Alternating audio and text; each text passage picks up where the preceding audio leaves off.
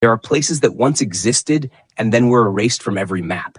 There are names that once echoed and then were buried under new languages. There are lands that still call to us, not through sound, but through memory.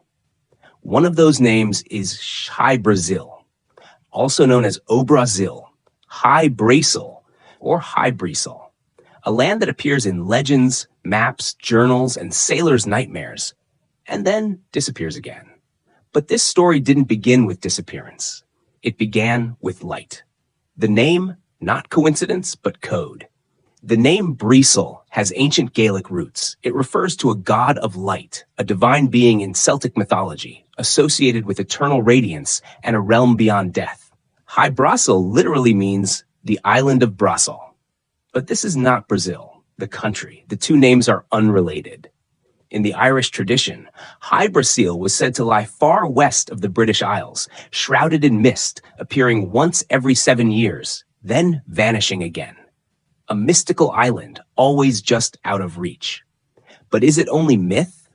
Because the name appears not once, but across centuries and across cultures, always describing the same thing. A round island, glowing with unnatural light, visible only to those who know how to see.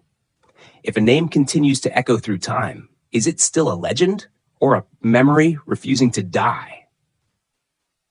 From the 14th to the 17th centuries, Hy-Brasil was documented on at least 20 maps, not by poets but by cartographers.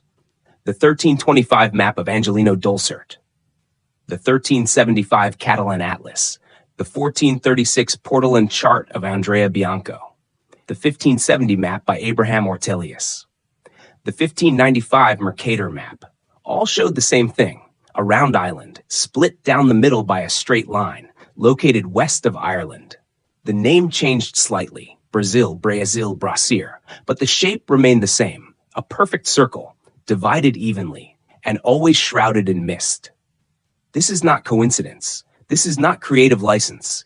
This is synchronized memory resurfacing, because what the maps recorded might not have been geography. They might have been mapping a vibrational anomaly, a shift point in consciousness, a place that appeared only when you matched its frequency. Eyewitnesses, and the light that cast no shadow. Hy-Brasil was not only drawn, it was seen. Fishermen from the west coast of Ireland told stories for centuries of a glowing island that would appear on the horizon, hovering just above the sea line, as if suspended between two worlds. Some said it emerged after fog. Some said it pulled light toward it, not like a mirror, but like a memory. Whenever they tried to sail toward it, it faded. Not into the water, but into somewhere else. And then came 1674. Captain John Nisbet of the ship The Adventure reported that his vessel drifted into a sudden fog and emerged in the waters surrounding a strange island. He and his crew claimed to have landed on Hy-Brasil. What they saw was nothing like the world they knew. A city, but without roofs. Streets, but no voices. Structures, but no fires. No windows, no shadows. He said everything glowed, but nothing cast a shadow. He also said that the inhabitants, tall, silent figures, communicated not through words, but through presence. They welcomed the crew. No threat, no noise, just stillness. Before leaving, Nisbet was reportedly told, "This place is not always here. You did not find it. You remembered how to arrive." Upon returning, Nisbet's only public statement was, "I am no longer afraid of death." The gate beyond time. In Celtic mythology, there is a realm called Tir na Nog, the land of eternal youth. It is said to exist parallel to our world, not in the sky, not underground, but beside us. A place where time does not pass, where aging does not happen, where sorrow has no form. Many scholars and mystics have drawn a connection between Hy-Brasil and Tir na Nog, suggesting that the island was not a destination, but a threshold. A portal not to somewhere, but to somewhen. And if that is true, then Hy-Brasil is not just a legend. It is a memory trapdoor, waiting to reopen to those who still carry the resonance of where they once belonged.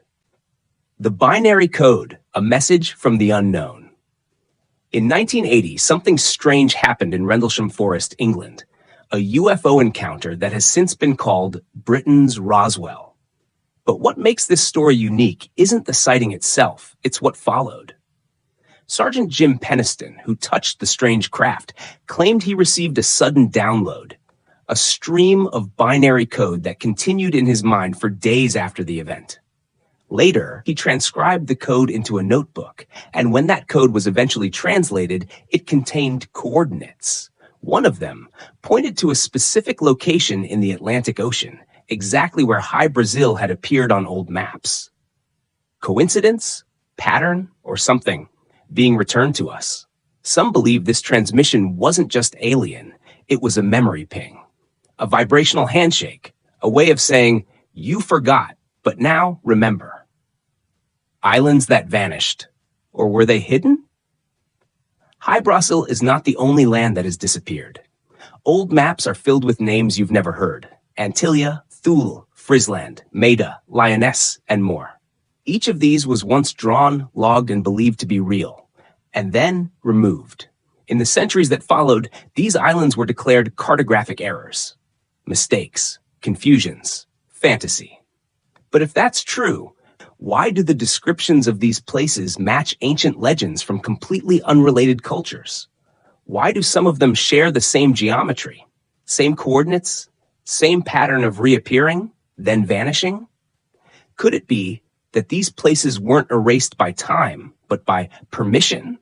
That we lost access to them not physically, but vibrationally? That what we call legend is the map of a frequency we've forgotten how to hold? The return of the memory. What if Hy-Brasil never sank? What if it never vanished at all?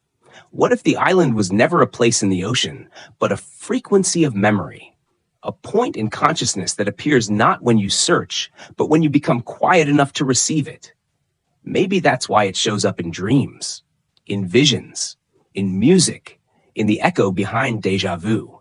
Because Hy-Brasil might not be a destination to reach, but a layer you once lived within. And if so, then it never truly left. The island within. There is an ancient idea repeated across cultures, hidden in symbols and whispered in rituals, that some sacred places exist both inside and outside you, that the map to find them was never drawn in ink but etched in vibration. What if Hy-Brasil was not just an island in the Atlantic, but a part of human consciousness that was sealed, frozen, and forgotten for a time such as this? What if the people who saw it didn't discover it, but remembered it? And what if you're starting to remember too? So ask yourself, if there are lands that only appear when the world is quiet, what else have we drowned in noise? If there are places that vanish when we turn them into targets, what truths have we erased by trying to own them? And if Hy-Brasil is still out there, floating just beyond the veil, then maybe the question isn't, where is it? But rather, when were we last there? The next door, what is it? And maybe it only opens for those still willing to keep walking. See you in the next passage, if you're still there.